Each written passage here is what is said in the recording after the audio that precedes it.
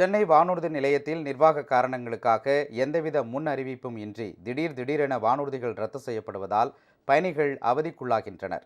சென்னை வானூர்தி நிலையத்தில் கடந்த சில நாட்களாக வானூர்தி சேவைகள் திடீரென ரத்து செய்யப்படுகின்றன.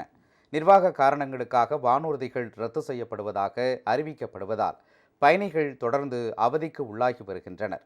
அந்த வகையில் இன்று ஒரே நாளில் புவனேஸ்வர், கொல்கத்தா, பெங்களூரு, திருவனந்தபுரம், சிலிகுரி ஆகிய இடங்களுக்கு புறப்படும் 6 வானூர்திகள் ரத்து செய்யப்பட்டன.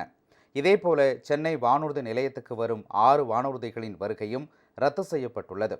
மொத்தம் 12 வானூர்தி சேவைகள் ரத்து செய்யப்பட்டுள்ளதால் பயணிகள் திட்டமிட்டபடி பயணம் மேற்கொள்ள முடியாமல் கடும் அவதிக்கு ஆளாகி வருகின்றனர். இந்த வானூர்திகள் அனைத்தும் ஏர் இந்தியா எக்ஸ்பிரஸ் நிறுவனத்தை சேர்ந்தவையாகும். நிர்வாக காரணங்களால் இந்த வானூர்திகள் ரத்து செய்யப்படுவதாக அறிவிக்கப்பட்டுள்ளது.